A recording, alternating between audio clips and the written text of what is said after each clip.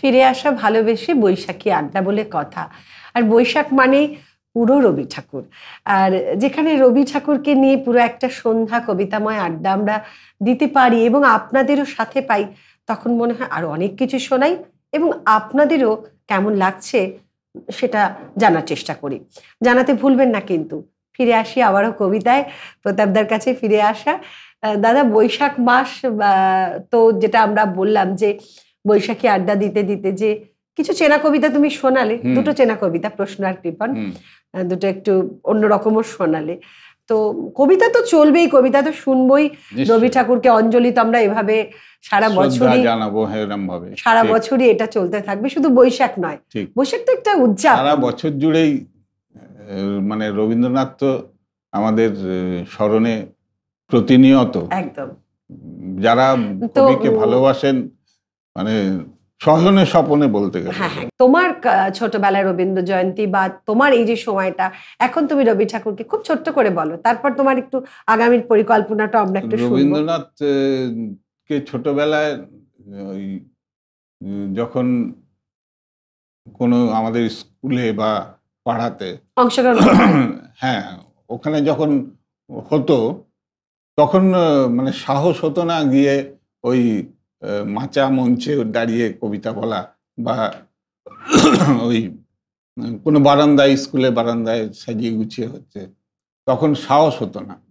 কিন্তু আস্তে আস্তে আস্তে আস্তে একবার যখন আমি যতদূর সম্ভব ক্লাস 7-এ পড়ি, এক জায়গায় আর এত ভালো লাগতো, যেখানে যা হতো আমি করি চাই না করি উপস্থিত থাকতাম, যেতাম, সেখান থেকে তোমার প্রেরণাটা পাওয়া আর কি, একদমই বা ইচ্ছা শক্তিটাকে আরেকটু বাড়িয়ে তোলা, হ্যাঁ, এবং সাহসটা একটু একটু করে সঞ্চার হচ্ছে। ওই যে রবীন্দ্র কবিতা আবৃত্তি প্রতিযোগিতা হতো, সেইখানে একবার হঠাৎ নাম দিয়ে দিলাম, খুব ইচ্ছে হলো নাম দিয়ে দিলাম। তা নাম দিয়ে সেখানে 8 জন ক্যান্ডিডেট ছিল তখনকার দিনে। তা আমি কিছু হব বলে যাইনি, বলবো বলে গেছি আর কি।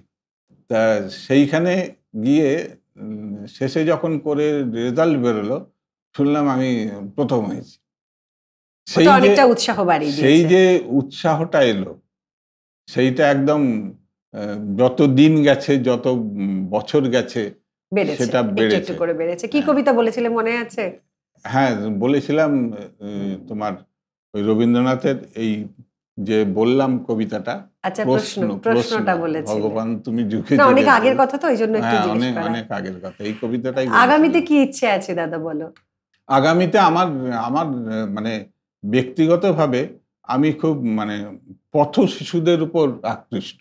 আচ্ছা, হ্যাঁ, পথ শিশুদের, ওদের নিয়ে কিছু করতে চাও, কিছু করতে চাই, মানে কবিতার উপর ভর করে পথ শিশুদের নিয়ে কাজ করতে চাইছো। আমার ওদের মধ্যেও কবিতাটা আমি দেখেছি অনেক অনুষ্ঠানে এক কোণায় এসে দাঁড়িয়ে এরকম করে শোনে, হ্যাঁ, ছেঁড়া জামা, একটা ভীষণ ব্যতিক্রমী তোমার ভাবনা। আমার ইচ্ছা যে আমি নিজের খরচাতে ওদের এনে ওদের শিখিয়ে তৈরি করবে এবং তৈরি করে নিজে মঞ্চে নিজে ওদের, এটা দারুণ ভাবনা। রবীন্দ্রনাথ আধুনিক সমস্ত কিছু মিলিয়ে ওদের উপযোগী। সেই জন্য তোমার ভাবনাটা একেবারে একটু অন্যরকম শুনলাম আমরা, খুব কম শোনা যায়। আমার এটা অনেক দিনের ইচ্ছা এবং সেই ইচ্ছাটা পোষণ করছি এবং আস্তে আস্তে চেষ্টা করো, এবং আমাদের অনেক অনেক শুভকামনা রইল প্রতাপদা আমার জন্য। তো এবারে আমরা একেবারে শেষে এসে পৌঁছেছি দাদা, কি শোনাচ্ছে আমাদের? আমি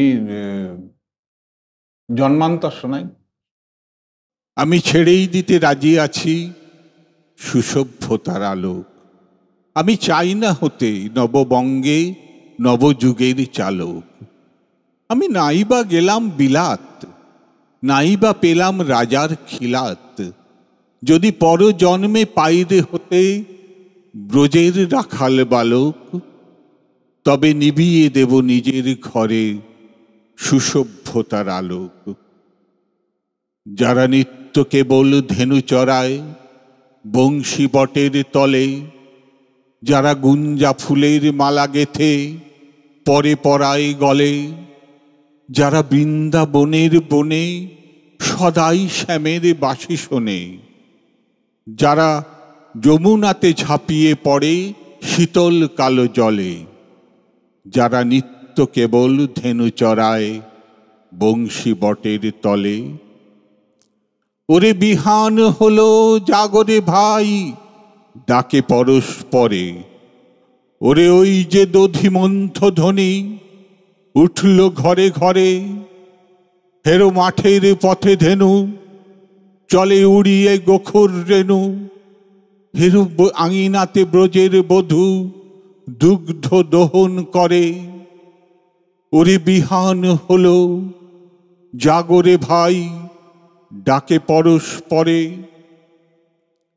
ওরে সাগর মেঘের ছায়া পড়ে কালো তমাল মূলে। ওরে এপার ওপার আধার হলো কালিন্দিরি কুলে। ঘাটে গোপাঙ্গনা ধরে কাঁপে খেয়া তরির পরে। হেরো কুঞ্জ বনে নাচে ময়ূর কলাপ খানি তুলে। ওরে সাগর মেঘের ছায়া পড়ে কালো তমাল মূলে। মোরা নবনবীন ফাগুন রাতে নীল নদীর তীরে। কোথা যাব চলি অশোক বনে শিখি পুচ্ছ শিরে। যবে দোলার ফুল রশি দিবে নিপি শাখায় কষি। যবে দক্ষিণ বায়ে বাঁশির ধ্বনি উঠবে আকাশ ঘিরে। মোরা রাখাল মিলে করব খেলা নীল নদীর তীরে। আমি হব না ভাই নববঙ্গে নবযুগের চালক।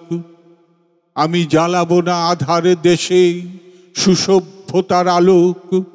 যদি ননি ছানার গায়ে কোথাও অশোক নিপের ছায়ে। আমি পর জন্মে পাইরে হতে ব্রজের গোপ বালক। তবে চাই না হতে নববঙ্গে নবযুগের চালক। তবে চাই না হতে নববঙ্গে নবযুগের চালক। তো আগামী দিনে নিশ্চয়ই তোমাকে আবার পাবো, আরো ভালো ভালো কবিতা শুনবো। একদম আর তোমার একটা সুন্দর স্বপ্ন তুমি আমাদের আজকে শেয়ার করেছো। দেখি কতদূর নিশ্চয়ই দাদা, আগামী দিনে তোমার এই পথ শিশুদের নিয়ে কাজ করা এবং কবিতা তাদের কাছে পৌঁছে দেওয়া, এই স্বপ্ন পূরণ হোক। আগামী দিনে তোমার সুস্থ সুন্দর দীর্ঘায়ু জীবন কামনা করি। রবি ঠাকুর আমাদের সঙ্গে রয়েছে, থাকুক, থাকবে। কথা ও কবিতা এখনকার মতো এই পর্যন্তই। নমস্কার।